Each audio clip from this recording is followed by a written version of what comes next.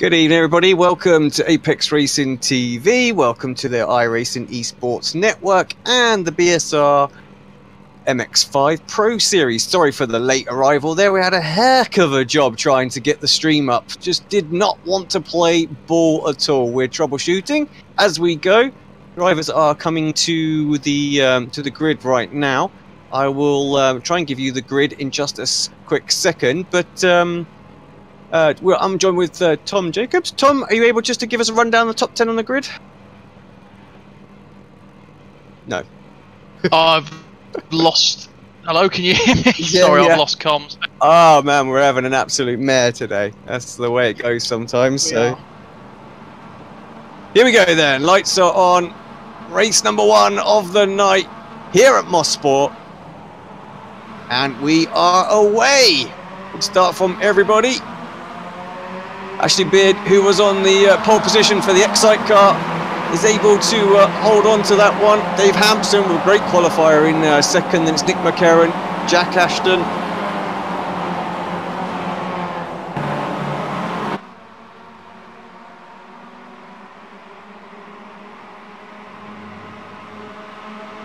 Couple of cars off in the background. Sorry guys, yeah, we really are just scrambling here with the issues that we had just coming up late there. But everybody seems to be aware, apart from those just that 1 or 2 cars that we just saw, just running wide through turn 2. Ever so easy to do there. I'm not surprised. I honestly thought we would see more as well. 45 cars here for round number 5 of this championship.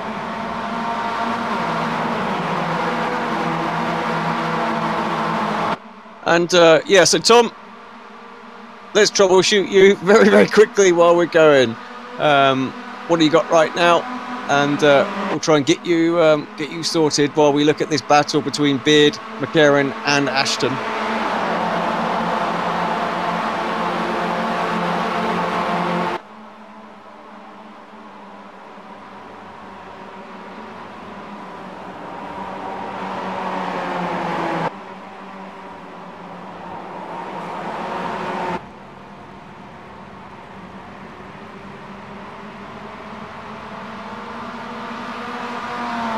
Very wide in the background there as well. Apologies again. I can only apologise for this at the moment, just while we're just trying to get everything sorted. Sometimes these things just happen.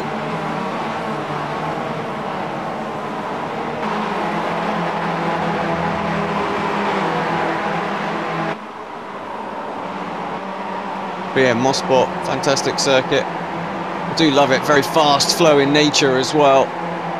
And actually it's going to work quite well in these MX5s. Who was running just wide there? I did hear someone just on the grass. I'm not sure who that was.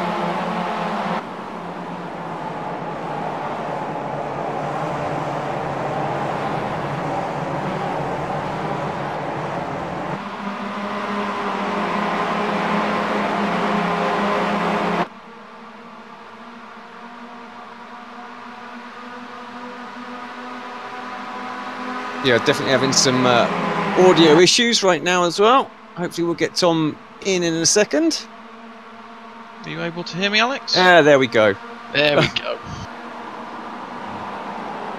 And yeah, have you now got pictures? Yeah, I've got picture, but just not for our normal means at the moment. But yeah, I think we can struggle through until race 2. I can get it sorted out better. Well, an interesting start. I think, I mean, Mosport, let's just take it from the top. Mosport, fantastic circuit. I said this is going to be a great little race meeting for these cars. Oh, wide goes Ashton. Just about holds it on through turn 2 there. It's pretty much death trap if you run a little bit wide through turn 2. What's your thoughts on this circuit? I know racing it to do with GTs, it can be either a perfect circuit or a nightmarish one. Turn 1 and I think it's turn 3 actually, but mainly turn 1 as you come down the hill into it can be a real tricky one, as well as whether we can see the cars going through now. To get the car stopped while turning into the right can also be a bit of an issue. Oh, that's Brian Holmes. Brian Holmes. He took a whole massive chunk of that inside curb, and the car just did not react at all well. Let's see if I can't get that back on a replay. I mean, he's lost an absolute boatload of places, but yeah, let's see this back, because it was trying to exit Moss Corner, the sort of you see it almost like a hairpin, but it's not. It's a double right, and actually he didn't take a chunk of the curb. He got into it with I think that was Hefford, and that's what got him onto the curb and just upset the balance of the car. And as we normally hear from our colleague, these cars are very, very soft, so once they bounce around like that, it's no surprise that they lose a whole bunch of control. Yeah, they do indeed. As we've said in previous races, they're quite hard to master, these cars. They're easy to drive, and well, obviously the first thing that you do get to grips to within iRacing itself. But yeah, I think once they start to go round, they're an absolute nightmare to try and catch. As we look towards the front still then, Dave Hampson currently trying to track down Ashley Beard and Jack Ashton. The two Excite boys running in P1 and P2, with SimLab in P3 and P4 for company as well. Steve Hefford looks to have been overtaken by Marcelo Pagnon now, so it's all alive at the front at the moment there, Alex, and I think this is shaping up to be quite an exciting one this evening. As you say, it's quite an exciting track. Yeah, I wonder if Hefford got some damage as well from that contact with Holmes there, because just falling off the back a little bit of Pagnon as well, so maybe not quite got the straight line speed. You can just see him in the background there. He's just got that sort of right front, the wing just you know, above the light, just looks a bit crushed there. And yeah, once you get a little bit of drag on this car, it just does affect your ability to keep up with the pack. Look at that behind as well. What an epic battle. They're sliding towards the front as well. I can hear it on my left. Somebody's off, and I think that was Hampson. Yeah, Hampson off. So in the purple SimLab car. But yeah, so this little gaggle just manages to sort themselves out. It's not easy through that section, I tell you what. It's very fast flowing. You throw the car in with the right, and then you've got to have a good change of direction to switch back to the left, and then it's yeah, back to the right again. That final sector really puts the car through its paces, and yeah, good driving all round for all of them to get through there. Because I tell you what, they were 3-4 wide almost there, and battle for the lead between the two Excite cars, so Ashton and Beard. And nice to see that you know, Excite turned up for this one, and I don't mean that in a bad way, just that they're at the front and they're giving the Swift Cooper boys a little bit of a run for the money, because it has been kind of the Swift Cooper show at the start of this season. Yeah, it has definitely, isn't it? And it's nice to see SimLab as well, as seem to have turned the wick up a little bit as well.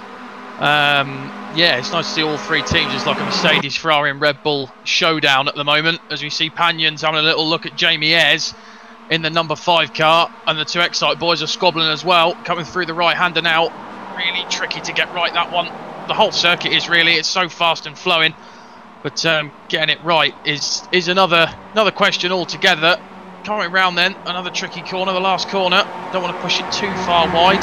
Everyone seems to be through nice and cleanly. A couple of guys kicking up a bit of dirt as well. But the two Excite guys, Alex, there's no love lost there at the moment, is there? I don't think team orders are going to come into play too quickly.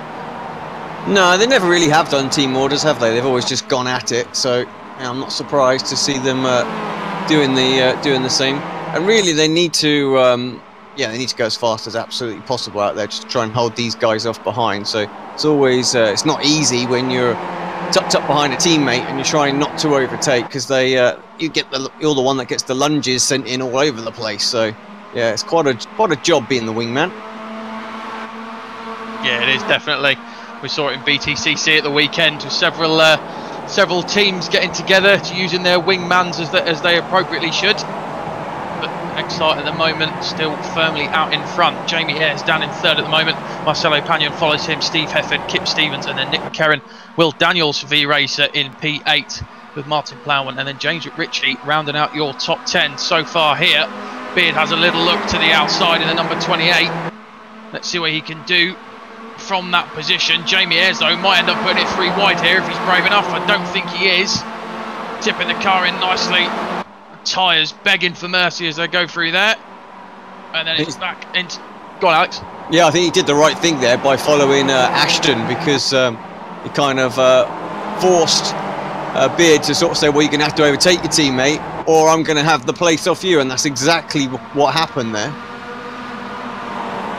Yeah, exactly, and I think that's the best way to play things sometimes, isn't it? You got to look back over a couple of laps, which seems to be what Jamie Ayres has done, and then just picked his point appropriately to get through.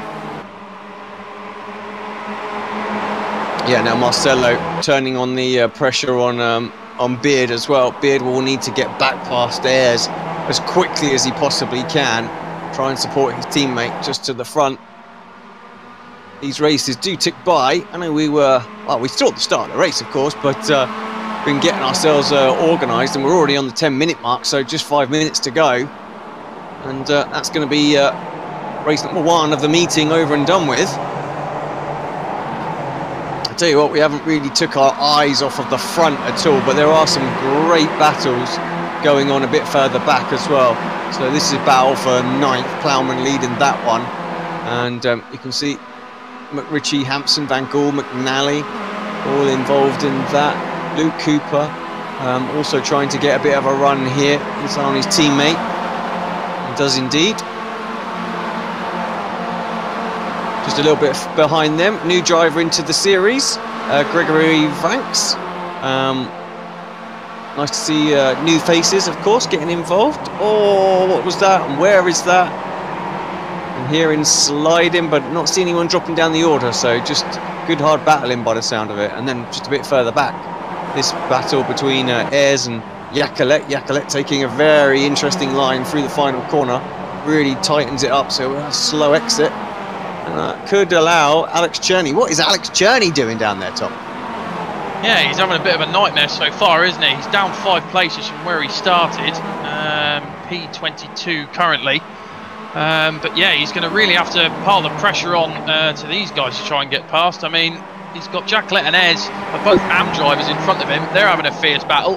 And then Cherney's got to do it all to do. He has a little look up the inside of Yacolet. Is he going to make it through? I think he will. And he does.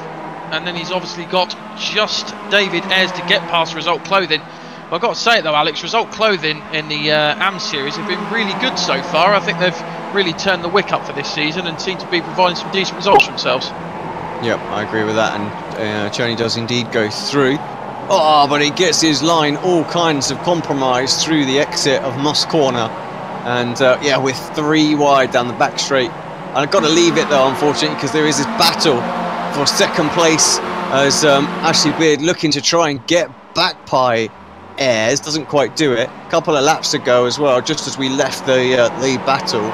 So Panion dropped down the order as well. So he's back down to 7th place now. So quite what happened to him, I'm not sure.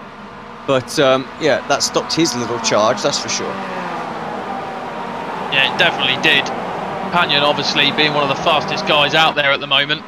If whatever happened to him, I'm sure he'll be kicking himself. But look at this battle we've got here. Heffin, Panion, McCarran, everyone's in it. And it's coming towards the end of the race now. We've got about 2 minutes left remaining. Daniel's in there as well for V-Racer.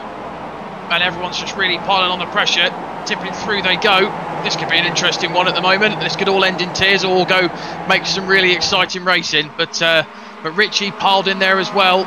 And it's just all lit up with pro drivers at the moment. Alex at the front, but I'm sure with the reverse grid we can see him fighting a little bit further back and having to make the way through the grid. Yeah, no doubt. Just to touch base with who is leading, that is Cole Hardy. There he is right now. And actually, he's got quite a gap to Mick Barry, who is 2nd place in the AM category. There he is, tucked up behind Jason Cooper, all the way down in 17th place as well. So yeah, the Swift Cooper boys just not having it their way today, and yeah, this is what we kind of want for the championship. We don't want to run away win, do we, for the team championship? No, we definitely don't. We always want a nice firm team battle. It seems to be, as we said before, Swift Cooper, Excite and SimLab on the inside. Hefford really going tooth and nail at the moment with Kip Stevens, and Hefford's gone way out wide. He did quite well to hold it there on the grass. He's still side by side with Kip Stevens. Going into turn 1 then. still side by side, holding their lines, and a great race card from the pair of them. Hefford goes wide again, managing to keep it on the circuit though, and they're still 2 by 2, and it looks like Hefford's just got through, Alex, but some brilliant... Oh, and Hefford's pushed it out wide again, but he still maintains the place, and some brilliant racecraft and a lot of respect from the both of them. Yeah, giving it absolutely everything there. You can see the way the car just drifted off of that turn there. So I thought for a moment Marcelo was going to try and get himself involved in it as well, while they were battling, but he's just having to hold off that absolutely massive cluster that's behind him as we're side by side once again with Hefford and Stevens. And Hefford holds on. Stevens try and get a better exit if he can around here. Panion trying to get a good run and get involved, maybe make it 3 wide this time. Someone make contact somewhere. I think that's a is that Adam McNally? Car looks absolutely battered and bruised. So yeah, doesn't seem to be having the best of seasons, does McNally, unfortunately. We keep speaking to him, but it doesn't seem to be going his way. We are side by side again. Stevens round the outside of the final sector. That will soon become the inside. So we'll have the high ground. Does get through. Good move. And we've got a checkered flag coming up because there is Jack Ashton. Time is up and he's a winner. Brilliant race from Jack Ashton there. Absolutely fantastic work. Held off his teammates superbly. Ashley Beard and the number 28 and the SimLab boys as well. As everyone piles through. And apart from the technical issues, Alex, I think that was a pretty exciting race. And it just goes to show what more we've got to come this evening. Yeah, absolutely fantastic race. Just absolutely flew by as well. Just about caught Jack coming across the start finish line there as well. Battles throughout. Literally, I mean, I'm clicking down the order so fast. Everybody's just gone through the start finish line already. So extremely close battle there. So first all the way down to, I'm looking at it about,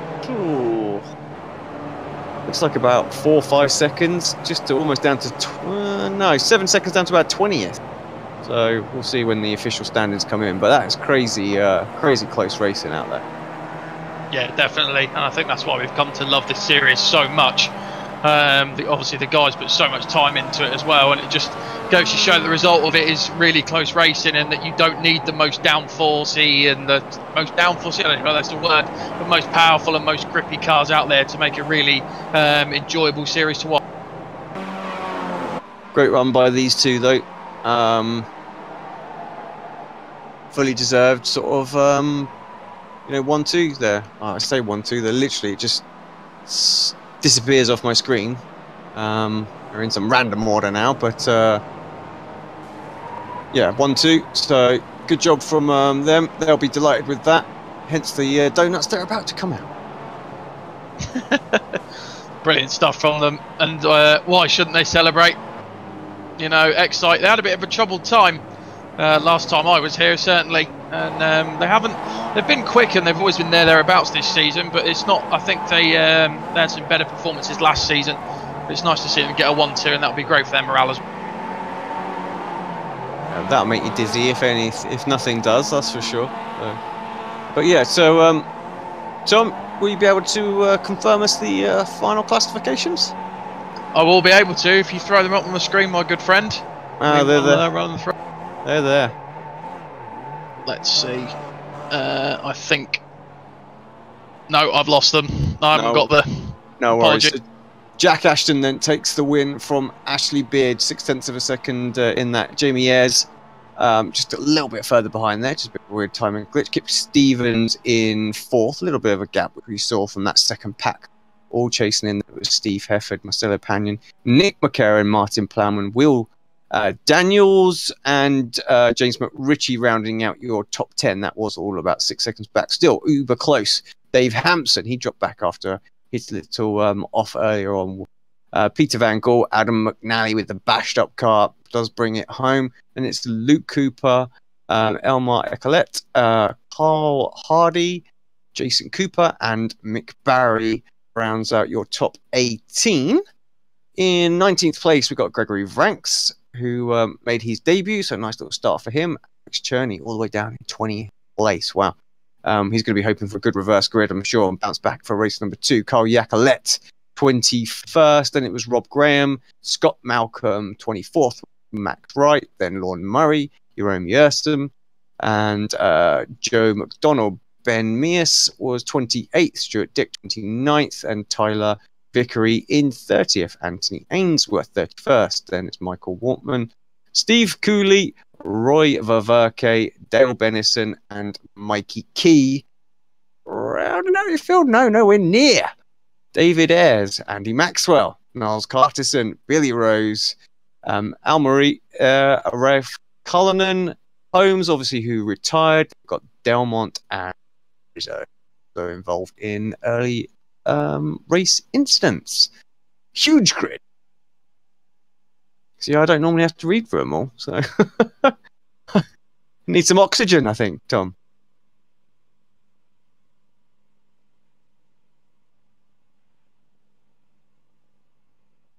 Right, let's bring the wheel up, and we'll see who's going to be on that pole position for race number 2. Of course, we're looking for drivers 1 lap or less down. Can be disqualified, that is a rule. So if you disqualified on the last lap, you are still able to get that. Looks like a fairly sizable number. Will it be 45? Will it be 30? Have we got any bets in? We have one for 25. And it looks like it's staying on 45, Tom.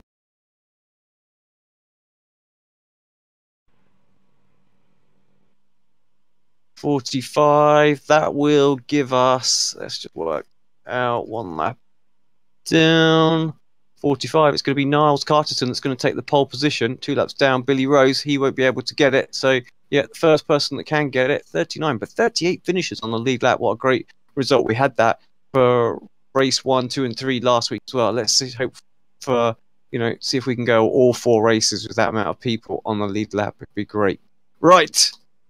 We will be back in about 10 minutes' time. We're going to go for a quick short break. We're going to get hopefully our little gremlins sorted out for race number 2.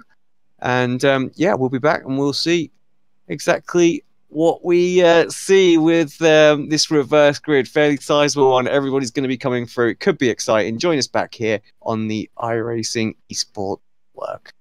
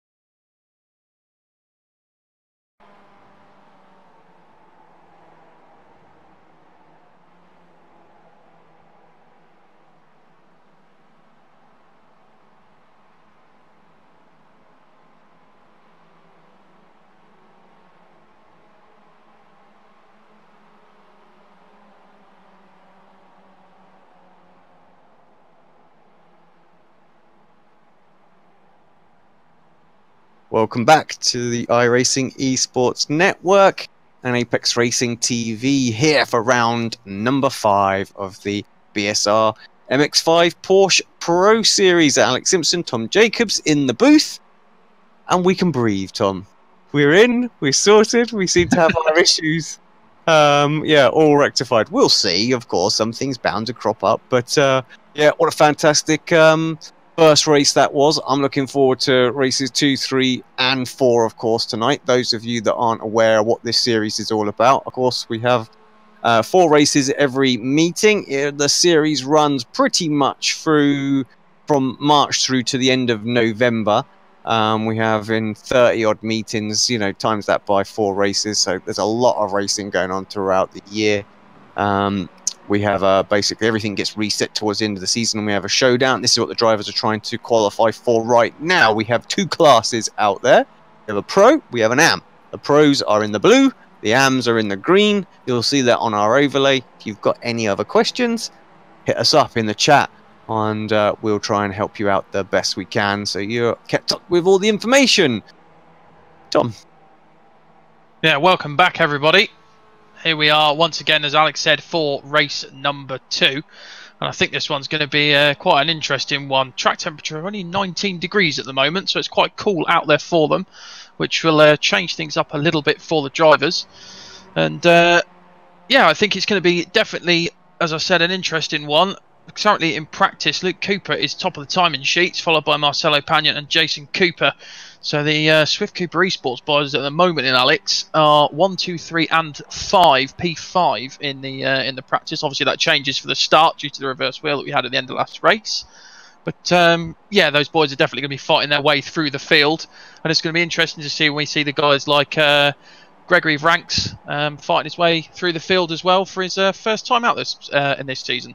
Yeah, absolutely. Like I said, in the race, always good to see new people, and we've seen Gregory in the Sim Racers World GT Series, that thing that goes on a Thursday night as well. Yeah, it is Thursday, but I think they're moving the league to Wednesday, actually, for next season, so watch that space. That Wednesday night slot will be taken up there. So, yeah, just looking at the scenic cam right now, and, well, you know, that just could be any day in England, couldn't it, right now?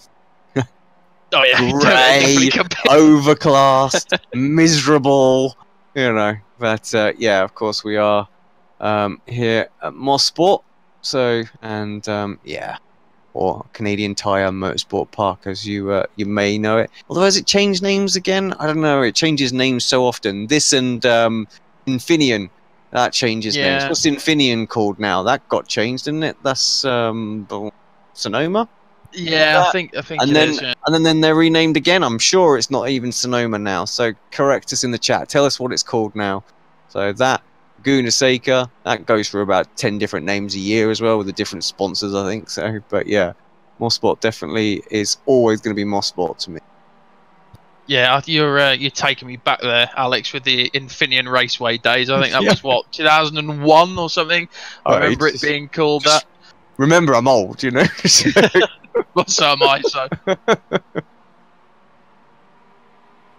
Yeah, I think it's going to be definitely going to be an interesting one for them with the cooler temperatures. As you say, it looks as if we had rain in iRacing, it looks as if it's about to absolutely mash it down, as we see someone going massively on the grass there and taking a nice tidy shortcut for themselves. But I'm sure we will advance very shortly into the race. And yeah, I'm just interested to see, as always, race 2 I think is my preferred one. All the pro guys tend to have to fight their way through the field.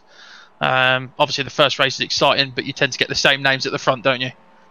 Yeah, absolutely, unless you have some penalties. I'm sure there were some penalties kicking about in that first race as well. That's why some of the drivers who we expected to see towards the front were a little bit further back. So yeah, they'll of course, the way the reverse grid works, so they're just trying to get themselves a decent reverse grid so that they can capture big points in races 2 and 4, where the drivers who qualify go for typically for the big points in races 1 and 3. Yeah, just get some sort of reasonable points for race number sort of 2 and 4, you know. It's an interesting strategy, isn't it, that you have to kind of do, because you can go absolutely, you know, pedal to the metal, but you just put yourself in so much a risk. And of course, we know very, very well that this series, those drivers who make the showdown, it's all about those that can finish consistently. You don't have to be in the top 5 every race. If you can finish in the top 10 regularly or top 15 regularly, and you're not getting those DNFs where he's not scoring any points, it makes such a huge difference. So yeah, that's very, very key in terms of strategy. Right, let's bring the grid up on the order, on the screen even. Tom, if you wouldn't mind taking us through this time. Yes, so Nils Carstensen takes pole then. Behind him, Andy Maxwell in P2. David Ayres in third. Behind him, and Mikey Key in rounds out the second row. Dal Bennison in fifth. Roy Viverke sixth. Stephen Cooley in seventh. Michael Waltman in 8th, Anthony Ainsworth in 9th, Tiger Lugo Vickery in 10th, Stuart Dick in 11th, 12th Benjamin Mears, 13th Joe McDonald, Rowan Urson in 14th, Lorne Murray in 15th, 16th is Max Wright, Scott Malcolm in 17th, 18th Rob Graham, Carl Jackalette in 19th, and then Alex Cherney down in P20. I believe we're about to go to the start of the race, so as the rest of the drivers scroll through your screens there. Steve Hefford's got all the work to do, currently sat down in P35. The revs build then, and the lights, 2 red lights, 3 red lights, 4, 5, and away they go. Good start there from Carstensen. Andy Maxwell behind him as well. Everyone starts to slot in, as they come down towards the first corner. And as you can see, Alex, the top 3, Nils Carstensen, Andy Maxwell and David Ayres, all got brilliant starts there, making their way away from the pack. Yeah, scrambled away. That's exactly what they want. They're just going to hope for a massive battle behind. And, oh, what is going on with my screen right now? There we go. Are you back? Oh, I am back. But we have lost. Who is that? That's Cooley. Yeah, gone. So, yeah. Very easily done. That's 2 races in 2 that we've lost someone there. But, yeah, top 3. Just absolutely loving that start right now. It's what they want. Carterson, of course, the pro, will be hoping that he can not draw these guys with him too much. But of course, Maxwell and Ayres, they're going to want to try and stay with him the best they can, try and keep him away from all the other pros that are going to be coming through. The next pro, of course, is 7th place Stuart Dick right now as well in the 61 car. You can see him just on the screen there. And in the symmetric car, so having a good start as well, up 4 places already, so great job. Yeah, brilliant start from him. Who else has had a decent start? Mears had a good start, up 4 places. Adam McNally already up 6, and Martin Plowman up 7. Michael Barry though falling down the order. Unfortunate for him, this 675. He's kept it going though. He's currently sitting down in P22. Sorry, I saw him tumbling down our timing screens there, but I think he's managed to keep it going. Yeah, I think he was fine. He was just all over the grass, weren't he, offline and things like that. But got a little bit of air and everything, so had fun and gone wide again. So have a few others, mind you. But yeah, he seems to have collected it back up. But of course, going to have a hard job getting back towards the front of the AM class as he was in the last race. Yeah, he definitely is. It's going to be a challenge for him. But we know how quick he can be on the day, especially in the AM category. He's always thereabouts. Looking at Michael Waltman then in the number 419. The American in the series, one of the few Americans in the series actually. Mostly dominated by British and European drivers. Oh, there's a bit of coming together and he's gone round. But no, that wasn't him. Who was that? It was Tyler Vickery that he was involved in there. So yeah, Waltman was battling with Mears going into the corner. Mears had the better of the line, and then they just sort of Tyler just stuck his nose in there, and of course, unfortunately, it all went Pete Tong. It definitely did. Me having a bit of a Murray moment and calling the wrong driver. But there we go, that's commentary for you. Carl Jackalette then, looking at him in the number 42. He's having a really good evening so far. Adam McNally fighting his way up 10 places already. Martin Plowman up 12. So, and there's a guy, one driver off in the background. I think they've managed to keep it going, however. All the guys, I mean, look at this gaggle of cars we've got at the moment, Alex. It really is. It's like a BSR-TC race out there at the moment, isn't it? Oh, it is fantastic. It's exactly what I love about the BSR-TC, you know, great huge packs. Lots of fun racing, and right now we've got predominantly AMs towards the front and a massive gaggle of pros at the back, so there's going to be a lot of racing for these 7 laps. That's just crazy. There's not long to go here as well, so people are going to need to be making moves quickly as possible. Cherney up 11 spots up to 9th. This is exactly what we said. He's going to try and focus on perhaps races 2 and 4, score big points where he can, and maybe hope to get a lucky wheel spin or something like that in one of the others.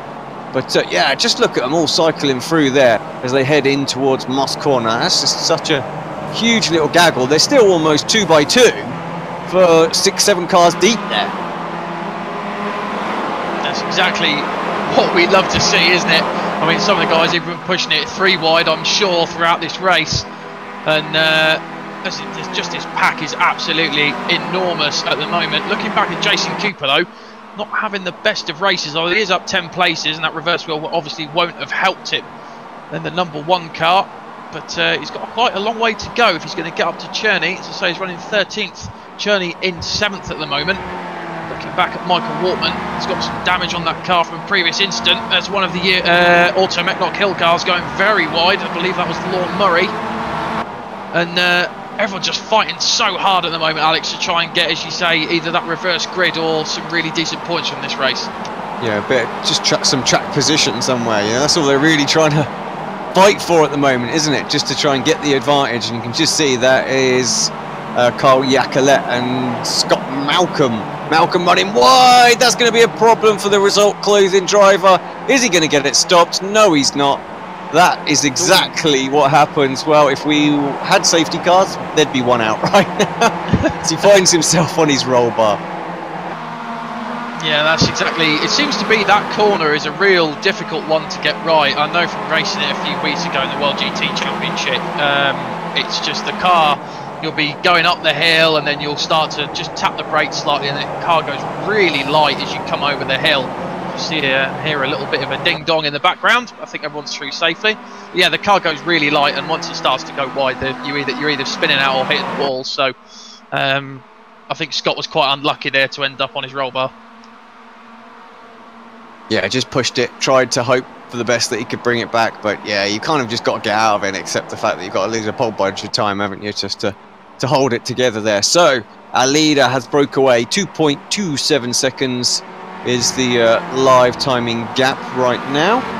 And yeah, Andy Maxwell, David Ayres having a little battle. Roy Viverki is there as well. Stuart Dick not too far behind. So this really is the battle for second. I can't see anyone catching Carterson now. Just to a short race really. Cherney perhaps the only one out there which showing pace to do that. 31.7 against a 32.4 for Nils that last lap, but he's still got a whole bunch of cars to get through. Yeah, he has indeed, and Cherney will be quicker than most of them in front of him, but yeah, it's going to be a tall order to ask from him to even manage to catch Nils at the moment, unless obviously Nils makes a mistake, but I don't want to give him the commentator's curse, so I cross my fingers during that one. But yeah, he's clearly out in front at the moment. In terms of the AM race though, David Ayres does lead it, currently sitting in P3 in the 666 car. Benjamin Mears behind him, currently sat in P5. There's about 3 seconds between them, so that could the AM race, Alex, could end up being quite an interesting one, I think, if they end up getting together. Although I've got Andy Maxwell on my timing screens as a pro, but I'm sure he's showing as an AM on the car, so I'm not sure which. Yeah, let me just confirm that. So. Yeah, as I say, I don't want to call him as the AM race winner if he might not be. But anyway, back to the action then. David Ayres currently sitting in P3. And looking back, Roy Viverki for Team Auto Metnock Hill. They've turned up the wick, the same as Result Clothing in the AM race. Although Result Clothing not having the best one this time out, obviously rather than David Ayres currently leading it. But his next teammate for him is quite far way down the order. Obviously we've lost Scott Malcolm for them as well. So if you're a Result Clothing fan, you've got you might have an AM race win on your hands, but in terms of other drivers, they're quite far down the order. Roy Viverki comfortably sitting in 8th at the moment. Looking at the front though, Nils Carstensen. Has he been caught, Alex? And I think yes, he has. Problem, so there might have been a mistake in there somewhere. Not sure what actually happened to him, but yeah, as I say, he had about a 2.5 second lead, and it's all just fallen away from him. Yeah, I'm not sure exactly what's gone on, but something has, and it's cost him dearly. Just needs to try and hold on to it now, I think, more than anything. Yeah, he does indeed. He absolutely does, because Cherney is coming up fast and they've still got about 3.5 laps to go. You can see Cherney in the background there, and he's not hanging about whatsoever. I think he's pretty much the fastest guy out there at the moment. No, I believe it's Jack Ashton is currently the fastest car out there. But as I say, Cherney is absolutely on a flyer and hunting down that race win. He's only got a couple of AM cars to get past. He's sitting in P4, up 16 places, and this could be proved to be quite an interesting one towards the end, Alex, because as I say, Cherney is on a flyer. Yeah, there he is. So he's got, what, 1.4 seconds. He's well and truly in the draft now as well. So, yeah, maybe I did curse him a bit earlier on with half the race to go Cooper flying as well. Oh, who was that? David Ayres. David Ayres, yeah. Am leader. He's off, and it looks to be as though he's out, Alec. Yeah, I can't see it. Well, yeah, no, yeah, he has gone. And I have just checked on the official data sheet that I've got from the series. Andy Maxwell is showing as an AM. There we go then, Andy Maxwell then for year 1 racing.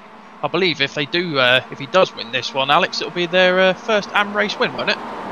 Yeah, I can't see that I've seen him on the top step, or any of them actually. So yeah, this will be good. He's got, what's he got? He's got to Ben Mears. He's got 2 seconds advantage over Ben Mears now, who is running second. He's got Michael Wortman right behind him as well. So that is a battle for basically second and third on the podium right now that you can see on the green in the AM class. But what is going on? Because it looks like Maxwell and Cherney are side by side. Maxwell, does he need to get involved in it? What do you want? You know, do you want an AM win or do you want that net win? I think he wants both. How about getting both at the same time? It's absolutely on right now because Carlson can't seem to pull back away. They approach lap 8 of 10. So 3 more times around this circuit we go. Cherney to the inside, has a look, very tight line, and actually I think Maxwell got scared off a little bit there. He definitely did, didn't he? Cherney can be quite an intimidating thing, seeing a Swift Cooper Esports car coming flying up behind you. But now then, the race for the pro win is on. Carstensen is going to have to defend for his life because Cherney is coming through thick and fast. And I hope he's got his defending game up nice and tight, Nils Carstensen. So as I say, Cherney is all over the back of him now, and I think he's going to start to catch a draft. There's 0.8 of a second in it between them, and that is quite close enough to get that elusive draft. So we'll see it as they come down the back straight, Alex. Yeah, indeed. I wonder though, I just wonder, with them being teammates of course, and Carstensen having this lead for 80% of the race now, it's going to be nearly 90 by the time that Cherney gets there, whether he'll let him just have it, just sit tight and go, you know what, second, first, there's not a great deal of difference in the points for me. I've done what I needed to do, get towards the front in race 2 and let his teammate have this one, as he's will have led it from pretty much start to finish. Yeah, I think that's obviously, I don't think the team will make that decision, but if I was Cherney... Yeah, I think it would be Alex doing it, being nice, because he is a pretty sound guy as well, is Alex. So, or he could just be absolutely savage. You watch on the final corner of the final lap and be like, well, I'll let you have it for a little while, but yeah, sorry, mine. Yeah, I think I'm not sure actually, because he's only 3/10 behind him, and as we came through this part last time, it was only 8/10. Cool. So he's definitely gaining. It looks like he might actually be going for it here. So they come up towards the right-hander then. Cherney's got the inside, Carstensen on the outside. Does Cherney go through? Yes, he does. And he's made the move stick as well. So I'm sorry to say, Alex, but you were wrong on this occasion. Cherney inherits the lead then. Carstensen in second. Maxwell sat in P3. Got your AM race leader. Stuart did behind them in 4th. And then you've got Michael Wortman sat and rounds out your top 5. We're on the penultimate lap. I believe we are. As we come round then, looking at a great shot there from the back of Alex Cherney's Swift Cooper Esports car, looking back at his teammate. Carstensen though is back in the draft and he's coming up hot. Is he going to back off? Do they tap? They do, and we go inside a bumper. So Carstensen just giving Cherney a little love tap there, but look at the guys behind. Brilliant shot there. It's like something out of a BTCC compilation. Oh, they're around. Maxwell's gone. The year 1 driver who was leading AM looks to be out, Alex, and I don't think they're going to get that fixed in a month of Sundays. No, I don't think they're not. They are. I'm going to trying to get the replay. Let's see exactly what happened. Is this just where he's getting pushed? I think. No, he didn't. Just got to the. Just got a little tap on the inside. Oh, he needed to leave room, did he? He's just lost victory there, battling with pros that he didn't need to battle with. Andy Maxwell. Well, you got to learn from your mistakes. So let's hope he takes that one on board because, yeah, got to take those wins when they come around. That's for sure. Of course, those wins mean, points in the showdown. Remember, so any podium position gets you net points in the showdown. So you've got to take them when they come. You haven't got to fight these pros. They're trying to get their points for their podiums, and it's podiums in class that count. So an overall podium would have meant nothing to Maxwell there. Oh, who is that? Is that Stuart Dick just doing a little bit of Petrov impressions? Yeah, I think it was. I'm not sure what was going on there. But yeah, it's still all interesting as we come towards the end of the race then. But look who's involved as well. Jason Cooper. This could turn out to be quite sparsy. Carstensen goes to the outside. Cooper tries to make it go 3 wide, but there's not enough space for him. Oh, Alex Cherney leads. Carstensen's hit the curb. That's pushed him out wide. I'm not sure if he did. Oh, massive wiggle. Big wiggle. Manages to save it as they come across the line then. Alex Cherney take a bow, takes the race win from Nils Carstensen and Jason Cooper. Benjamin Mears is your AM race winner as well, and wow, Alex, what a finish that was. Yeah, fantastic. 1, 2, 3 for the Swift Cooper esports team out of nowhere. They weren't looking that competitive. Oh, disqualification after the line there for somebody. James McRitchie that was. Hopefully he'd finished, so his position will count. But yeah, so nowhere really in the first race, the Swift Cooper boys, and then they just rock up and get a 1, 2, 3 in race number 2. Yeah, definitely exactly what they needed. That'll be great for their morale, and that'll put a show into the Excite boys that it's not going to be all their season, and it's not going to be Sim Labs all their season as well. And Swift Cooper Esports is still, I believe, the team to beat. But if race 2 is anything to go by, I'm sure you guys will be sticking around for race 3 and 4. And I think we're just waiting for the last few to cross the line there, Alex. Well, I think we are. I think there's a couple of stragglers out there as well. There we go. And I think that's it. Yeah, it is indeed. Happy days. So that's everyone across the line then. And here we have your race results. So Alex Cherney for Swift Cooper Esports makes it a Swift Cooper Esports 1, 2 and 3 with his teammates Nils Carstensen and Jason Cooper. A great race from then. Benjamin Mears for Team Auto Mechnock Hill, your AM race winner, and takes P4 overall. Fantastic racing from him. Stuart Dick finishes in P5. Michael Wortman in P6, and Roy Verke rounds out your podium for the AM race for Team Auto Mechnock Hill as well, so they'll be buzzing with that one. Dave Hampson in 8th, Rob Graham in 9th, Lorne Murray rounds out your top 10, Luke Cooper in 11th, Elmar Elacotti in 12th, Joe McDonald in 13th, Steve Hefford in 14th, Will Daniels in 15th, Carl Jackalette in 16th, Kip Stevens 17th, 18th was Jeroen Ursum, our resident wheel spinner.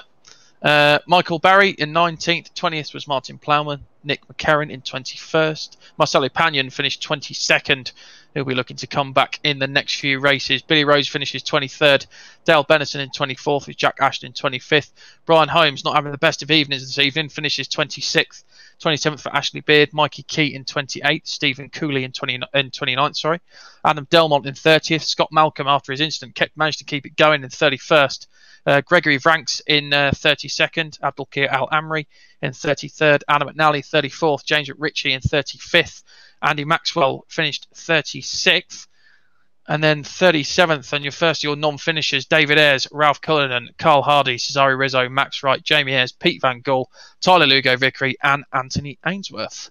Yeah, quite a few more this time around. Definitely. Switch back. So these are the guys that basically we're looking at potentially for a reverse grid poll. It would be a bit of justice, I think, to get Andy Maxwell onto the onto the pole position after that one. Well, let's bring the wheel up and see what we can do for him.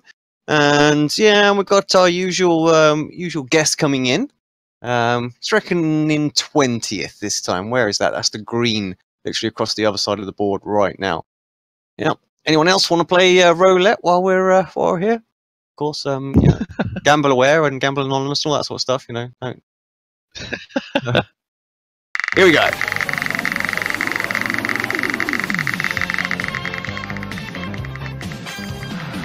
Oh, it's another sizable one. But it's full -2, which means it's not going to be Mr. Maxwell, unfortunately. So Adam full. McNally. Yeah, -2. There it comes up on your screen. Yeah, it's a count back. 1, 2. What you say? Adam McNally for Excite Racing there. So, well, see what Adam can do from pole. That's going to be interesting. He's got a little bit of competition right around him, though, actually. There's a fair few good drivers there as well. So, I don't think he's going to have it all his way, that's for sure. And a good split as you look up that pack between pros and AMs as well. So, yeah, going to be tasty. Race number 3 here. The iRacing Esports Network. Stay with us. We'll be back in just 10 minutes' time.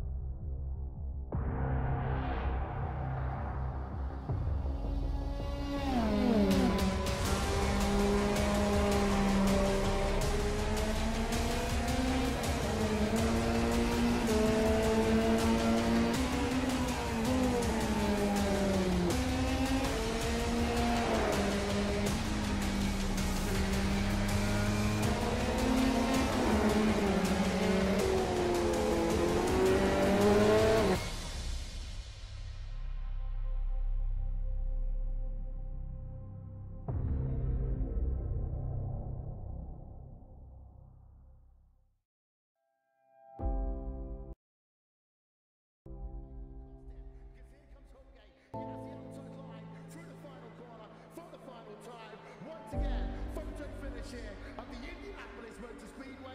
Will it be Tim Hogan? It's going to be Christopher DeMary at the line.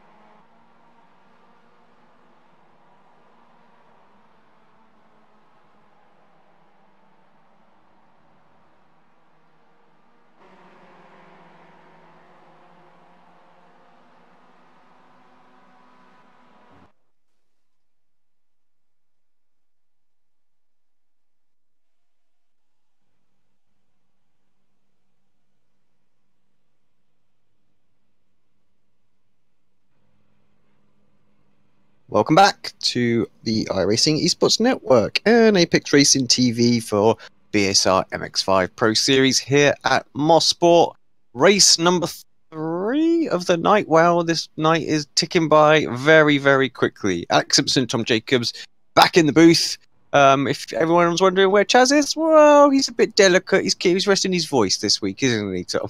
He is, exactly. He did the 24-hour Butmore Park this weekend. For anyone who listened to the live stream, that would have been Chaz's voice you'd have heard on that, with Jimmy Broadbent involved as well, I hear. Awesome stuff. Adam McNally then takes pole. Behind him, Adalkir Al-Amri. Gregory Ranks in 3rd. P4, Scott Malcolm, can't get my words out. Adam Delmont in 5th. Stephen Corley in 6th. Mikey Key in 7th. Ashley Beard in 8th. Brian Holmes in 9th. Jack Ashton in 10th. With Dale Bennison in 11th. Billy Rose in 12th. The revs do rise then. The lights begin to come on. 2 red lights, 3 red lights, 4, 5. And drop the clutch.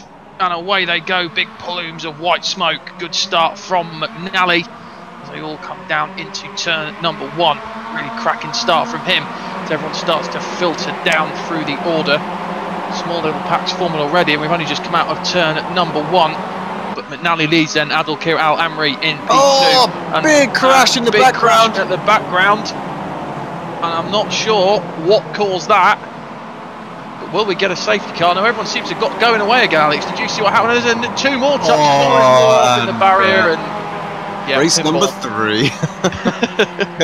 always the same. Oh well.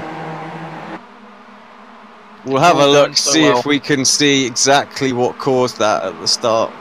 So many things to scroll back to. Maybe the first one, Scott Malcolm. Let's have a look.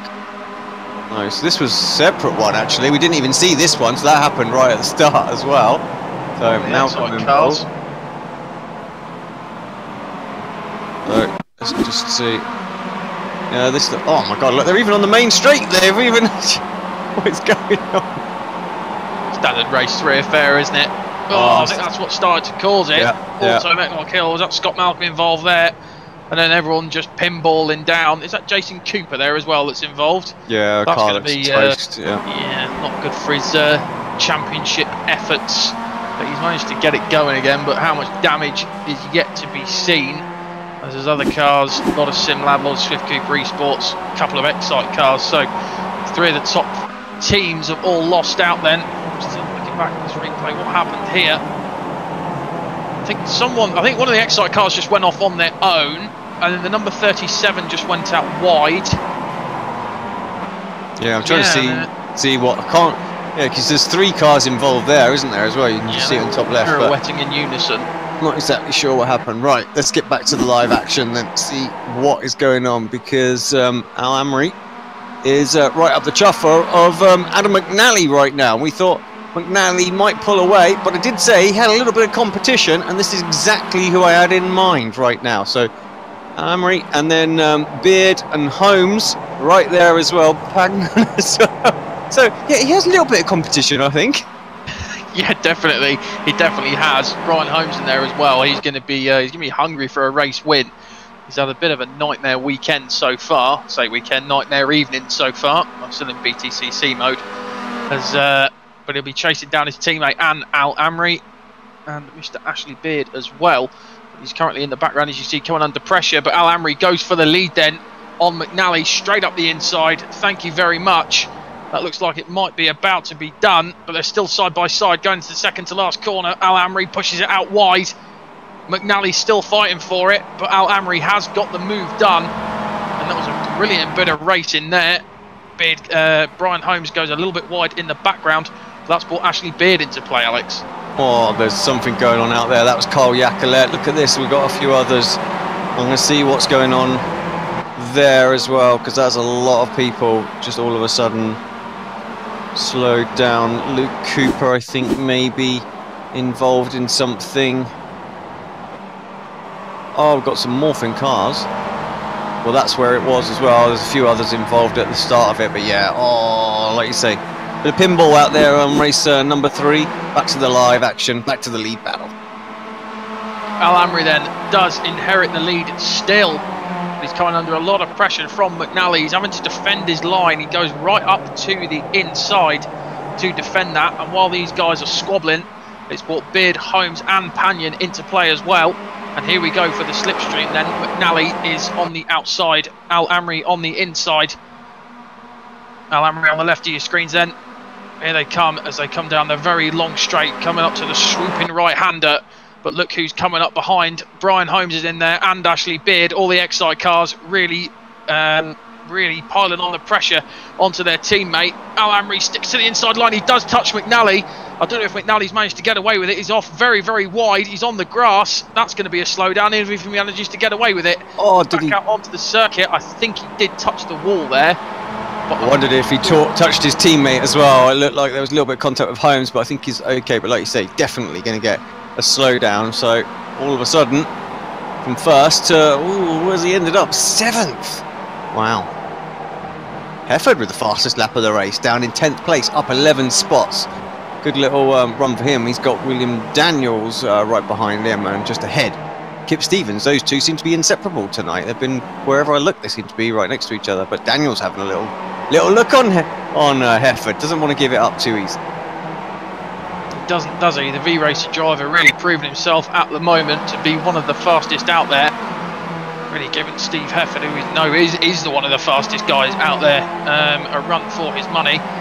We look down then at Ploughman, McNally and Mikey Key as well. Mikey Key having a brilliant run, currently leading the AM race then. He's up 2 places from the start. Currently running in P5 overall for Result Clothing. His nearest rival is Rob Graham, all the way down in 12th place, Alex. So if he can hold it together, he looks to be on for a good result in AM this evening. Yeah, I think you're right there. Although I have to say, after doing a little bit of updating, I think Gregory Vanks is classed as an AM, but of course with it being first meeting, that may well change very quickly. So we'll lose that. We'll keep that very loose. Yeah. So at the moment, then Vanks is Mikey Key's nearest rival. But yeah, all will be revealed shortly when they have a look at his performance. But Brian Holmes now leads then from Marcelo Panion and Al Amri. What happened here then? Al Amri down in 3rd place. So they came down the straight. Panion at the rear, Al Amri on the outside, Brian Holmes on the right. Panion just pushing the Excite driver along. Swift Cooper Esports showing that they can push it Excite along whenever they want to. As they go down into the swooping right-hander, then all little taps on the brakes as they go in, let the car run out wide, and yeah, that's how Brian Holmes inherited the lead. So it wasn't so much a mistake by anybody. It's just great driving out there, Alex. Yeah, I think it made sense really, didn't it? For what's this? This is Mikey Key. Key. Oh, he's going to get a slowdown for that as well. He rejoins, but hopefully would have lost enough time. But of course, he's just ahead of Gregory Vanks and Rob Graham now as well. So on track, 1st, 2nd and 3rd in the AM classes, right on top of each other. Yeah, they certainly are, and that could be proved to be quite a spicy one in the background as they all filter through. Then a little look at Rob Graham, and he's got Jamie Ayres for company as well. But as we look back towards the front, Al Amri coming under pressure from Ashley Beard. Al Amri having to go out wide again to defend his position from Ashley Beard. Brian Holmes pushing it way out wide at the moment. He's going to have to defend from Panion quite hard, because I suspect he's going to come back towards the closing stages, and they're not too far away. This race absolutely flying by at the moment, and I hope you're enjoying this at home as much as we are in the commentary booth. Brian Holmes leads then from Marcelo Panion. Jamie Ayres having a little bit of a ding-dong with a couple of the AM drivers out there, Alex, and looking to make up a few places. He's got to catch Ranks now and Mikey Key as well. Right, he's got to finish the move. Oh no! Sideways. I just could see it in slow motion. Rob Graham. Who else was involved? I think it's Nick McCarran. Nick McCarran's got... No, I thought he got disqualified, but just a little glitch. But that car looks toast too. So... yeah, just some crazy heavy battling going on there, and then yeah, poof. Yeah, that's what we've come to expect, isn't it? I think you get that in any I'd say they were tin tops, but not really, are they? They're sort of open tops, but Yeah, I think that's just what we've come to expect sometimes. People are obviously going to have incidents, but I've got to say, Nick McCarron going sideways over the grass would have made a cracking photo. So, Chaz, when you're back with us, we'll let you capture that one. But as we look forward, once again towards the front, Ashley Beard piling on the pressure to Al Amri. Al Amri's got the inside line this time, though. He's going to make Ashley Beard work for it round the outside. Al Amri's now got the outside for the last corner. Beard up the inside, pushes Al Amri wide. This has brought Plowman into it as well. Didn't expect to see him quite so close so early. Oh, they've touched. Oh, Beard's round as he kept telling. No, he hasn't. He hits the wall. He keeps the car going, though. I don't know how much damage is on it, but he's definitely kept it going. And it's like ping pong out there at the moment, Alex. They're all just playing pinball with one another. I'm really surprised Beard there. You know, he squeezed. Where's he going to go? He couldn't go any further as well. His nose was there. He was of course going to take that line, and he just kind of like blindly just said, well, you know, I'm going to turn in, even though I know I'm going to get mullered here. So yeah, quite surprised from Ashley there. So yeah, he just didn't think that one through. I think he wanted both. He didn't want to lose the place, but he also wanted to gain the place. So yeah, in the end, just come off horribly worse. Yeah, he certainly did. And he's still stuck in P11. Jamie Ayres behind him, although on the timing screens, as you can see, Jamie Ayres is only 0.2 of a second behind. But Brian Holmes still leading then. And guess who's 0.2 of a second behind him? Marcelo Pagnon. We're on lap 7 out of 10. And Pagnon, I think, just biding his time at the moment, just to see what sort of move he can make. As we look at McNally then. Oh, he's come together with Kip Stevens and McNally round as well. Not the best evening for the Excite cars at the moment. Brian Holmes still leading, obviously, but Adam McNally was the P2 Excite car for that team, and he's now down in 9th. Ashley Beard in 12th with Jack Ashton in 13th. So it's all going on for them at the moment, Alex, and Swift Cooper Esports seem to be the ones that are, you know, making the most of it. Yeah, absolutely. And of course now Al Amri and Plowman, they're battling, so one lap on after we lost Beard. Of course, Plowman up and into 3rd place, so good drive from him as well towards that. They've got Steve Hefford for company though, just a few tenths of a second back. So this is going to be the battle for the final spot on the podium, and yeah, wouldn't like to call it anyway right now.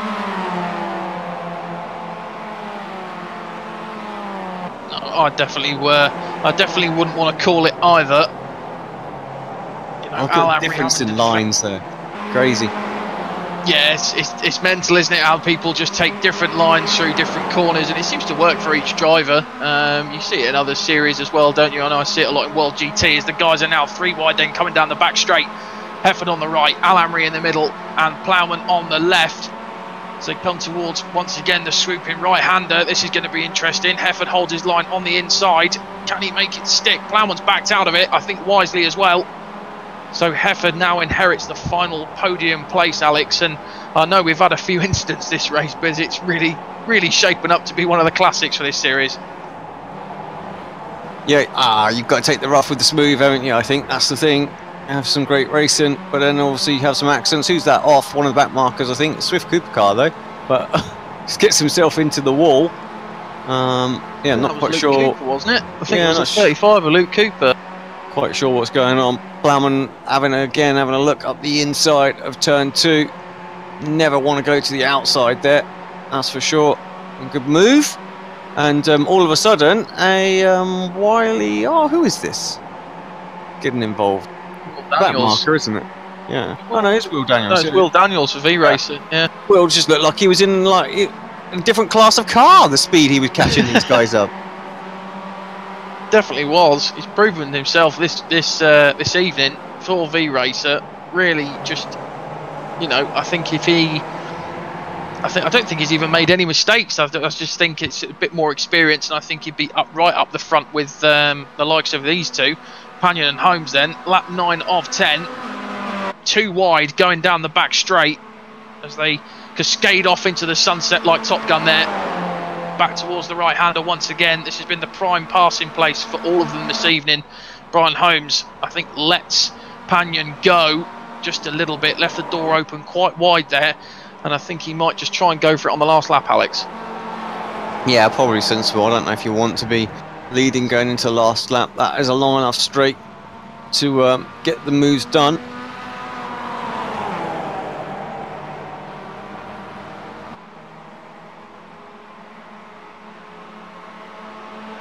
Here we go then. What's going to happen? Brian definitely shaping himself up. Plowman shaping himself up a bit further back, although Daniels, I think, is putting him under a bit of pressure. So it's battles no matter where you look. Gregory Vanks looks like he's got the win wrapped up well clear. Still Holmes being patient side by side though, none of that patience going off for this 4th, 5th and 6th battle. It does look like Hefford has checked out now. Kip Stevens may be trying to get into a bit of it as well. Right, down the straight we go then. Final time for race number 3. Oh, that's just what you want, isn't it? A blinking, crabbing back marker. Definitely not. Nick McCarron there, suffering a lot of damage, but here comes Brian Holmes and he goes to the outside. Not really where I'd want to be if I was going to go for the move. He's got a nose ahead, he's got a bumper ahead. Panion pushes him out wide, given that they're all giving each other as much room as there is in the world. Holmes still on the inside. Can he make it go? Oh, Panion steps out a little bit. Can he get it done? Brian Holmes sideways through the last corner, doesn't quite get there. Maybe that was a mistake to let him go on the lap number 9, but Marcelo Panion takes the race win then from Brian Holmes. This squabble at the back.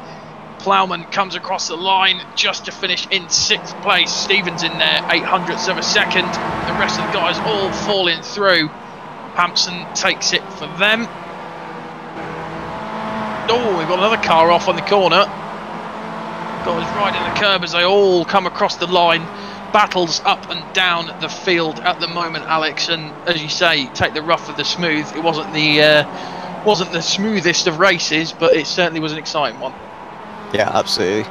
I think that's, like I say, the most important thing. You're always going to expect with these reverse grids some craziness, some offs and things like that. So as long as the racing's entertaining and there's some fantastic battles, we are happy. And I have to say, that was a great one. And Marcelo felt confident going in there. Don't think Brian quite got the run he wanted on the straight. I think he wanted to be clearly ahead going into that sort of final complex, just so that he could keep the car ahead through the left. And then even if Panion was there for the right, he would have had the better of the exits, but just couldn't quite get the overlap that he wanted. So Holmes had to settle for a second. But yeah, he absolutely give it everything, didn't he? In that penultimate corner, full opposite lock. So great driving. Yeah, brilliant driving from him. You can tell he really, really wanted it, and I think that's the result that he needed as he tries to do a bit of showboat in there and takes it across the grass. And he should bring it into the pits as he does. Everyone else streaming in behind him. And there we have the results then. Marcelo Panion, a worthy race winner after that brilliant fight with Brian Holmes, who finishes in P2. Steve Hefford came through, didn't he? Up a fair amount of places to take the final podium place. Abdelkir Al-Amri in 4th, Will Daniels in 5th, and Martin Plowman in 6th, with Kip Stevens behind him in 7th. Your AM race winner, Gregory Vranks, finishes in 8th. Jamie Ayres in 9th, Ashley Beard in 10th, Dave Hampson 11th, Jack Ashton in 12th, Mikey Key and Joe McDonald round out your AM race podium in 13th and 14th overall. Nils Carstensen in 15th, Michael Waltman 16th, Jason Cooper 17th. Your own Ursum finishes 18th, 19th for Max Wright, 20th for Adam Delmont.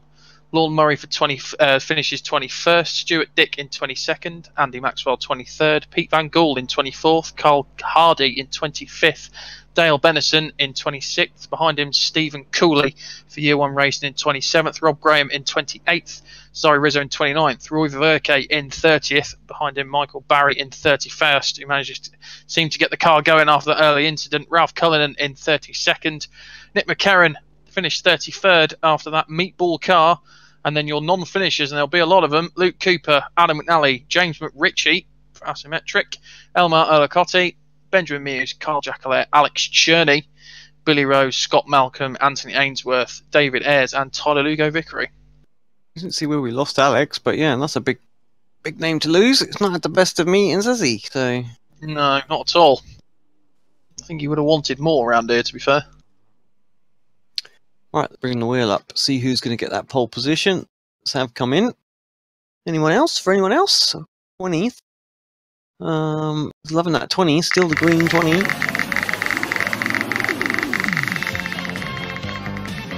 Missed it again, unfortunately. Lady Luck has definitely lost your home for the season now. Ends on 45th. And that puts Bring it Tyler back. Lugo. Is that Tyler Lugo Vickery on pole? I'll have to. No, I don't think it will be because of the Oh yeah, of course. reverse, the laps down. So it's going to actually go to Nick McCarron. So McCarron worth staying out there with that damaged up, smashed up car as well. I think that was who was in the wall as well. You said, "Oh, someone's in the wall." I think that was him just trying to limp it home, but keep it out the way. Yeah, So, I think it was. Good call. For Nick, you got rewarded with a pole position. That's why it's worth staying out there. You know, if you can, you can get rewarded with a nice result. And actually, I would say, looking at who's around him, Rafe Cullen and Mick Barry, Roy Ververke, Rizzo, of course, is quick, and his teammate Rob Graham, Cooley, Dale Benison. I would say Nick has got a really good chance of a podium finish if he can get a good start and get away and not get collected in any other mayhem, because he's definitely has had a couple of incidents that I remember now tonight.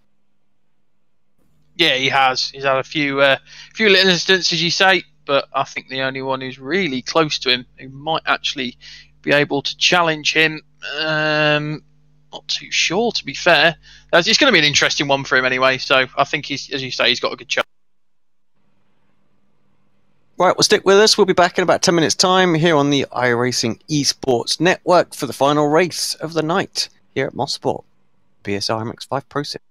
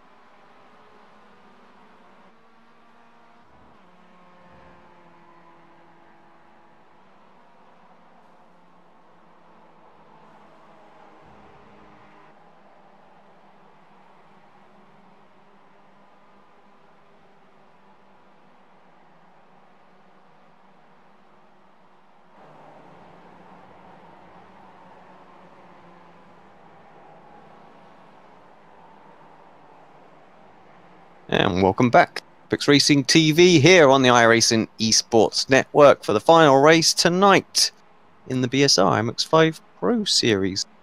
We're at Mosport and it's got a little dark. Alex Simpson with Tom Jacobs. Tom, yeah, 3 good races tonight. Race number 3, a little scrappy, but I have to say racing throughout, actually there was still some epic racing. Final race, oh, it's always a tough one to call what we're going to get. Obviously, there's going to be a lot of grip out there because the night's going to completely settle in by the time we finish this one. So lots of grip. But yeah, lots of people trying to get the absolute best result they can for the night, I think. So could be very interesting. Yeah, as you say, I think it's going to be. It's either going to go one or two ways, isn't it? I think the night racing always changes the aspect of the race itself. You lose somewhere like this that isn't actually lit very well, apart from probably on the start-finish straight. You lose your braking points and things like that because you can't see as well. So like we saw at Imola, race 4 at night time was a bit of carnage. But then again, sometimes at like Tsukuba it was all right. So yeah, I think it's going to be... it's going to be an interesting one, to say the least. The guys will be, as you say, I think, just going all out to get the best result they can for the evening and bump their points up as much as they can. I think we're waiting for a few people that were late to connect before they advance. I say that, and they advance. So, here we go then. Let's get this grid on screen. Just waiting.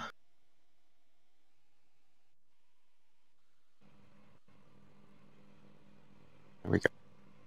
There we go then. So Nick McCarron is on pole, behind him Ralph Cullinan for Result Clothing. Michael Barry, his teammate, takes P3. Roy Viverki in 4th. Cesare Rizzo in 5th. Rob Graham in 6th.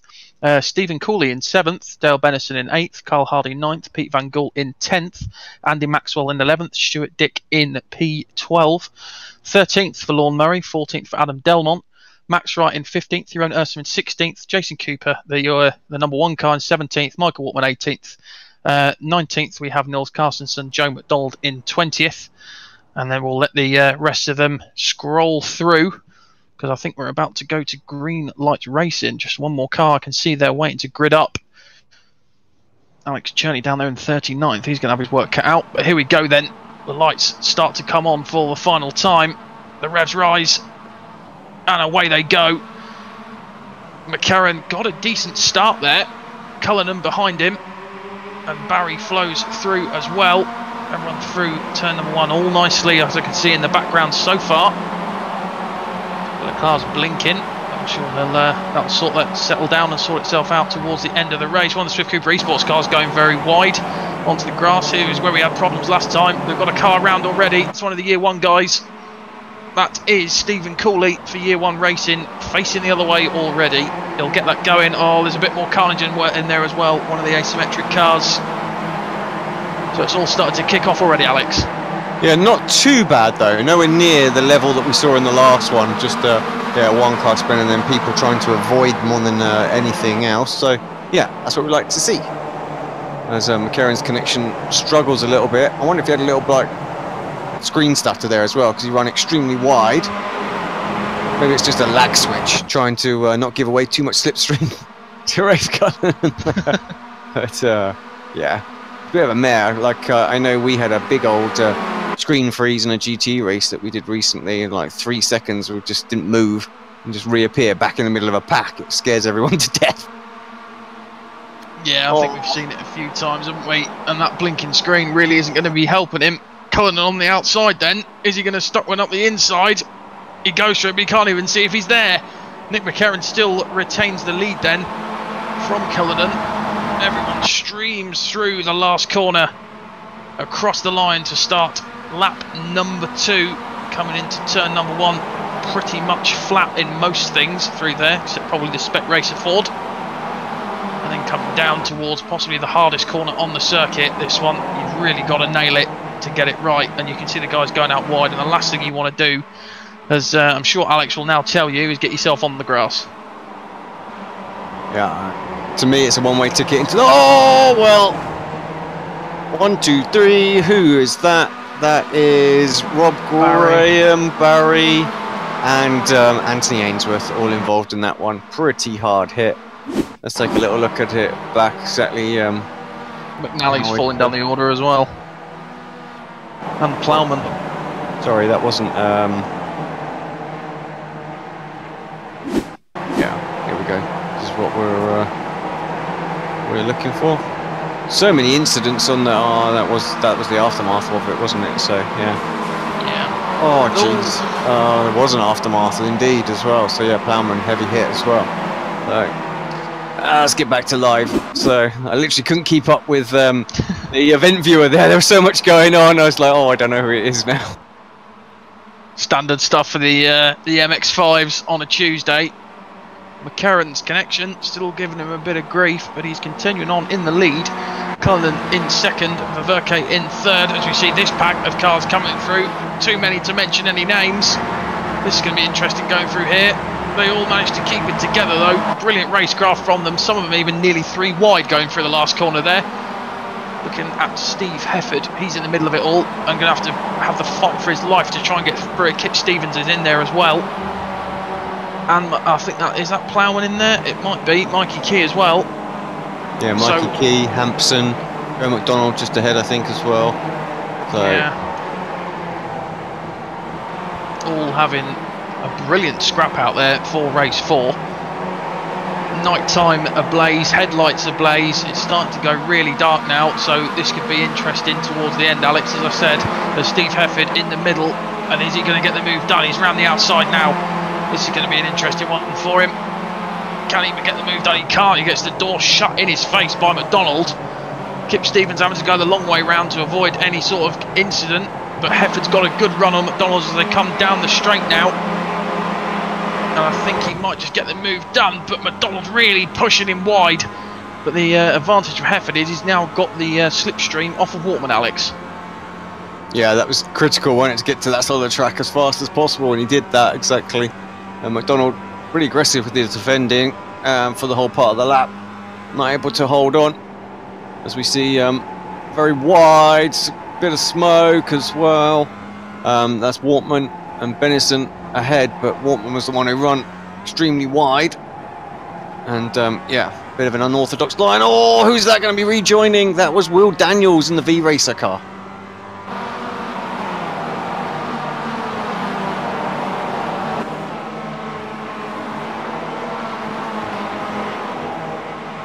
Niles Clarkson with Max Wright having a good little battle as well. Jamie Ayres right there, just ahead of them. We've got Andy Maxwell and Lorne Murray. They're very, very close. At the very front, still McCarran. Oh, got to click on Rafe because we just can't focus on Nick.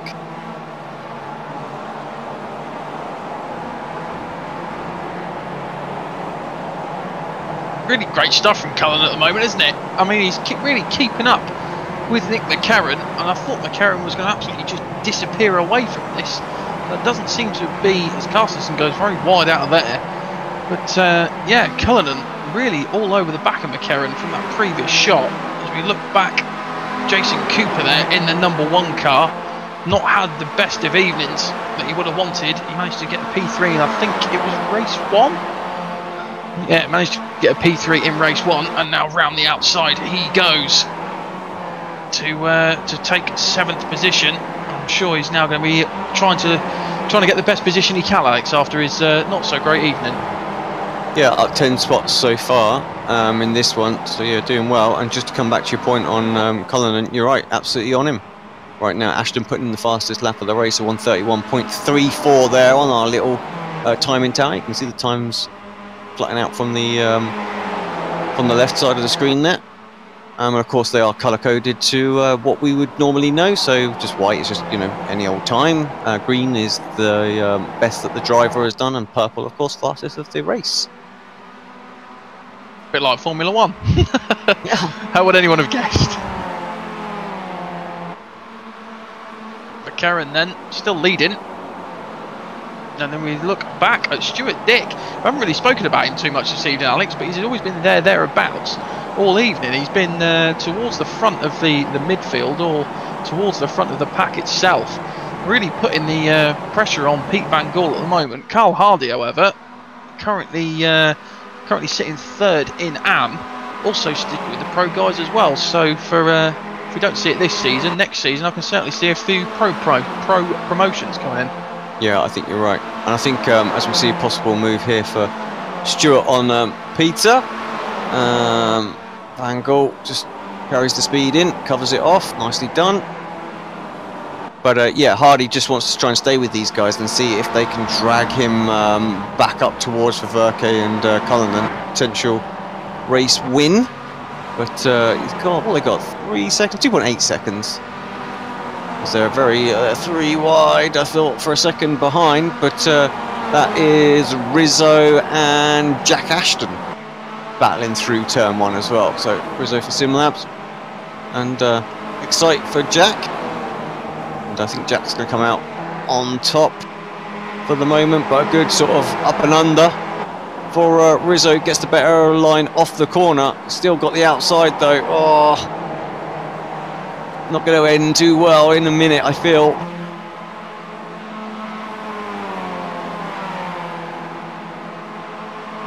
Who's now getting involved as well? Another one of the SimLab cars. That's Jamie Ayres, absolutely flying, and actually Rizzo just lets him go. A little bit of contact again further forward.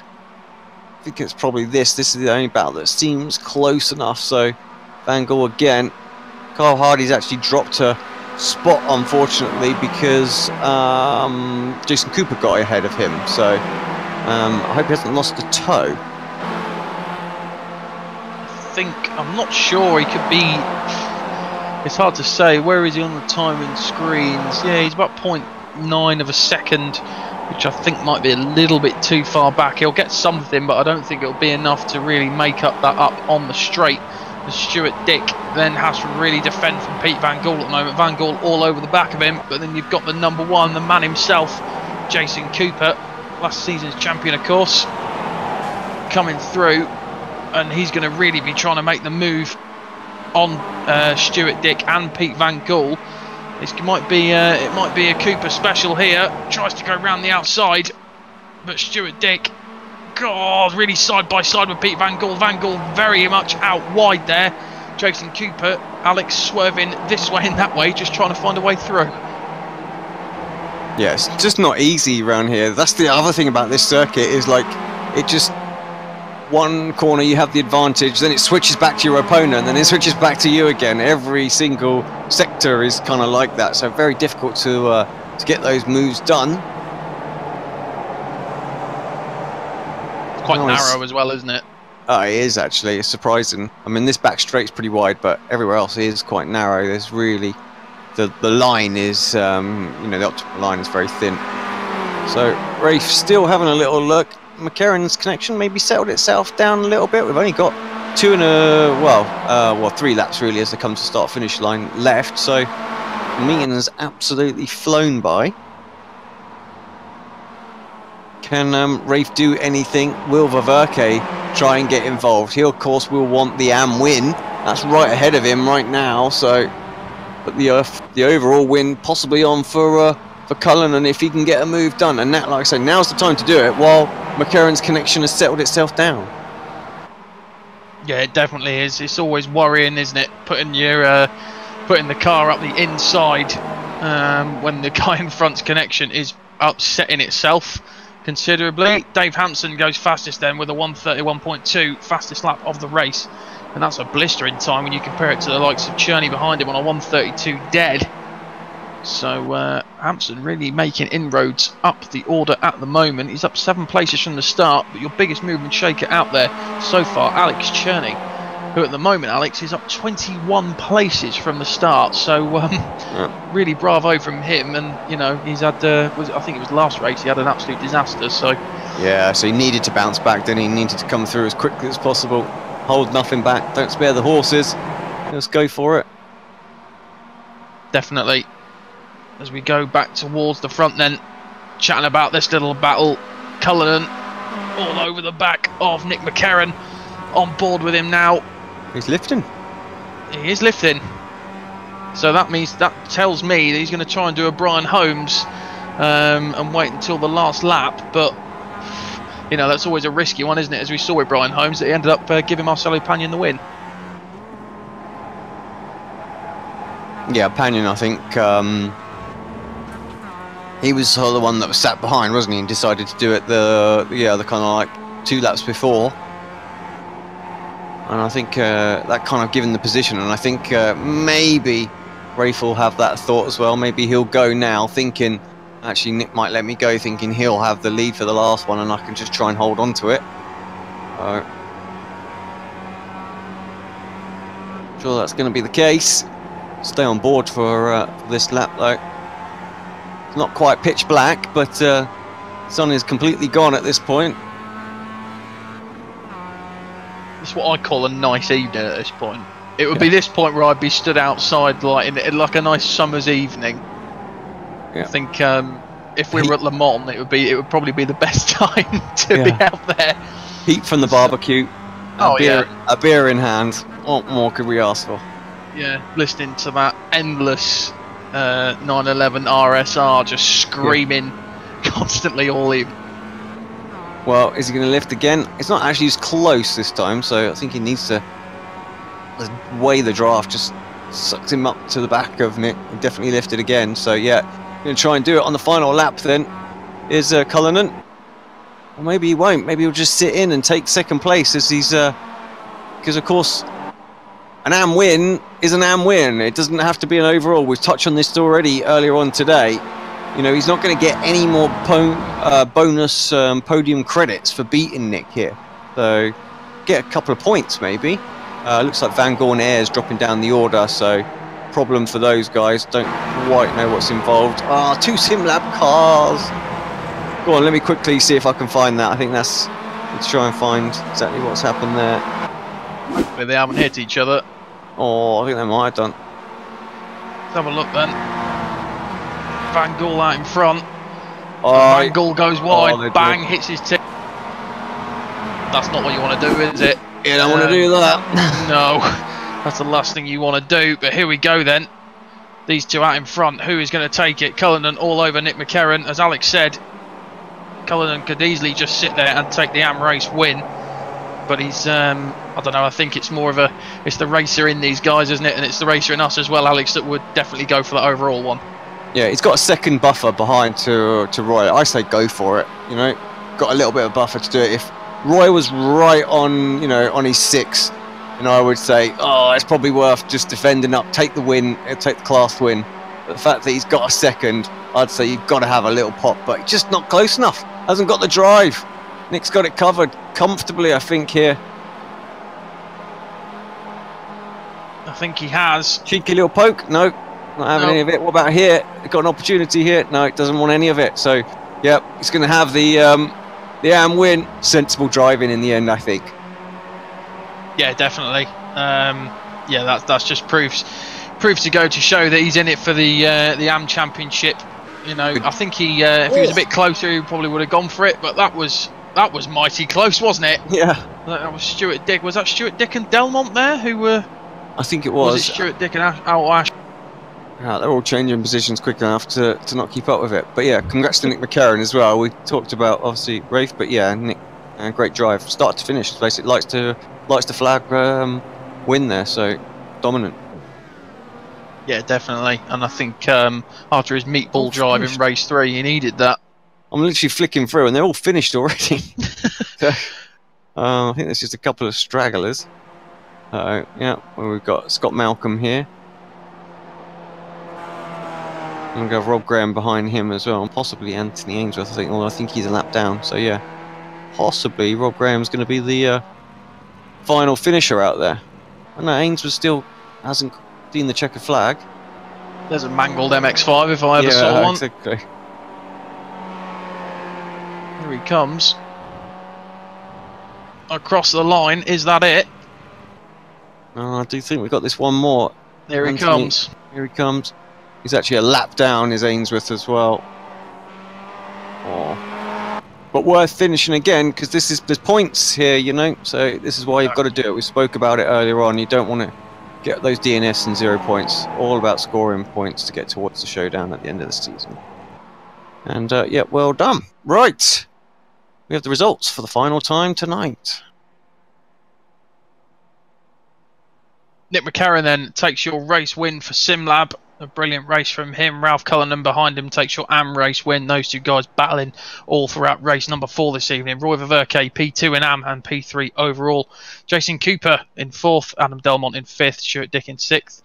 Jack Ashton in 7th. Steve Hefford in 8th. Max Wright rounds out your AM race podium in 9th overall. Nils Carstensen in 10th. Dave Hampson in 11th. Kip Stevens in 12th. Cesare Rizzo in 13th. Jeroen Ursum in 14th. Brian Holmes 15th, Michael Waltman 16th, with Jamie Ayres behind him in 17th, Pete Van Gaal in 18th, and then in 19th, hang on, we should have it back in a sec. I was hoping just to try and sort the timings out, because the timings have all gone absolutely chaotic. Bonkers. Let's try one more time. Failing that, we'll just... okay. Fine. All right.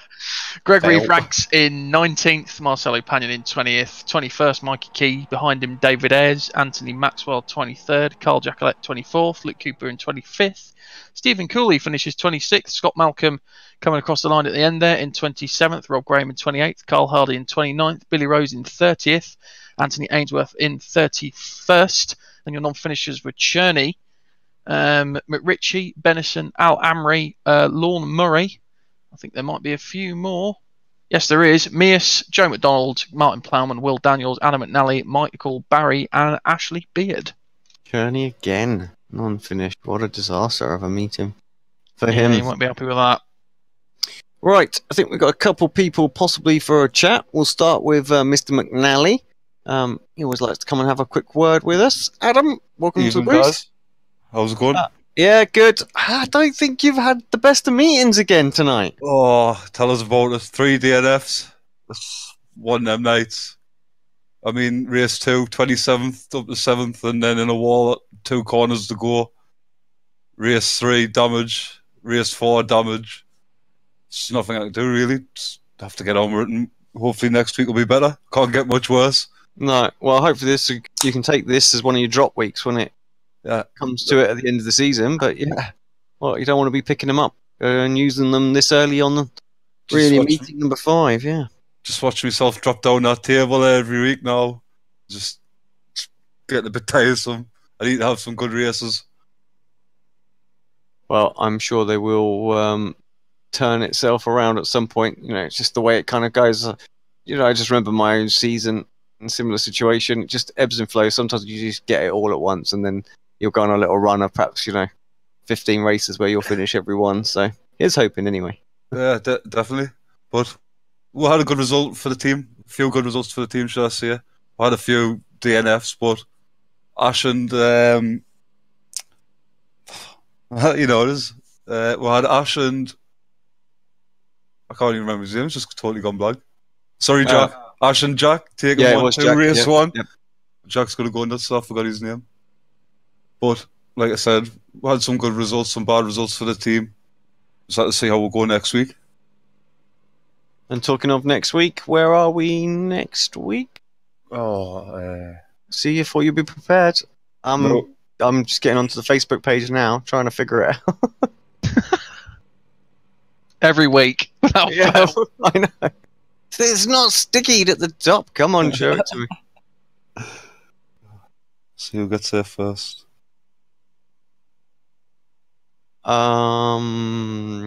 Okay, the one. Yeah, I don't know. Road Atlanta. Road Atlanta. Oh, there we go.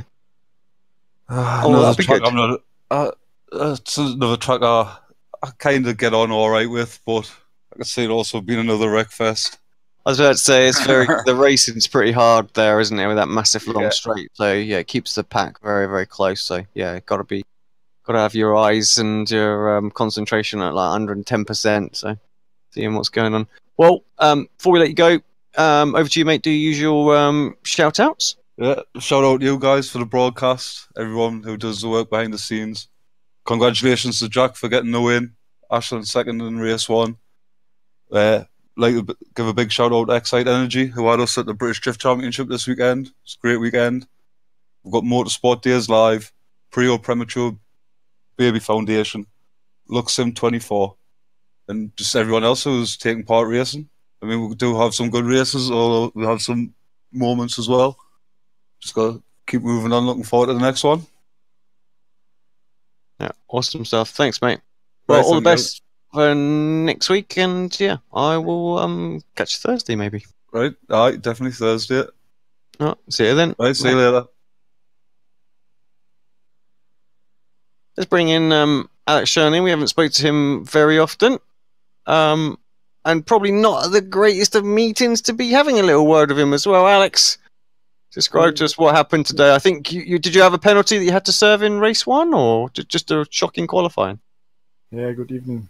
Yeah, race 1 wasn't the best one. I had a not that good qualifying, hadn't that much practice, was a week off in racing, so had to come back in, and then I had some issues in the first lap going into the grass on turn 2, but then yeah, it worked more or less, but brought me to a quite good position in race 2, where I was able to catch all the cars in front and finally got the win. Yeah, but the last 2 races were just horrible. Yeah, race 3 with a heavy crash in turn 2 again, going to the outside into the tire barrier. And yeah, the last race I got some kind of internet issues, or more like connection issues to the iRacing server, since my internet was fine all the time. Well, so not the meeting you want with these ones, but of course we're hoping you can bounce back at Road Atlanta. I mean, still very, very early days in the championship. Nothing, no one needs to worry about anything at this point. But just avoid those DNFs the best you can for the rest of the season, I'm guessing. Yeah, that's usually the plan, to avoid these DNFs and somehow to grab as many points as possible, finish all races. Then you most probably get like 60, 70 points per race, then it's already quite good. But unfortunately, due to some work reasons, I missed a couple of races at the beginning. I think it was my second meeting and the overall 5th meeting, when I'm right. I don't know. So I already missed a few. Got a lot of catching up to do. Yeah, there will be some further ones missing in future based on my work. But I will do as best as possible. Good. Well, we look forward to seeing that. Any shout-outs you want to do for yourself, the team, sponsors? Why are you here? I'm here because we haven't spoken for so long time, so it's nice to be in the series, I think, and I want to give a shout-out to my teammates, and hopefully we can make a good season, despite a few races missing and a few issues that we have. Just a big starting field, and I'm looking forward to a good battle with the Excite guys and the SimLab guys. And I think when I have a look at the championship right now, it's a pretty close battle already. So I'm looking forward to the next week. I will be there, at least what the plans are right now. So then we see us in Road Atlanta again. Great track. Awesome stuff. Right, thanks very much, Alex. We will catch you for the next one, and wish you all the best of luck. Thanks. Bye-bye. I think we're actually going to have to wrap it up there, as we're just about run out of time. Tom, final thoughts from you for today? Yeah, I think it was a great meeting, wasn't it? Race 3 was a bit of an interesting one. But I think we always get one of those sort of knockout rounds, don't we, from each time we go to each different circuit. So yeah, I think it's proved to me that Excite and SimLab and Swift Cooper Esports are definitely the teams to beat. I think Swift Cooper Esports have probably just got the edge at the moment. But apart from that, yeah, I think it's been a great evening's racing, and I look forward to next week. Yeah, same here as well. Thank you very much for everybody for tuning in tonight. While I've got you just for this little bit, do us a favour, hit the like, give us a thumbs up, and also don't forget to subscribe to the iRacing Esports Network, and head on over to our Facebook page, give us a like or a follow over there as well, and our actual YouTube page as well. So Apex Racing TV for both of those. From myself, Alex Simpson, from Tom Jacobs, we wish you a good night, and we'll catch you again for some more racing. I believe Wednesday we have the Le Mans Series, and Thursday is the second round of the BSR TC. We'll see you then. Have a good one.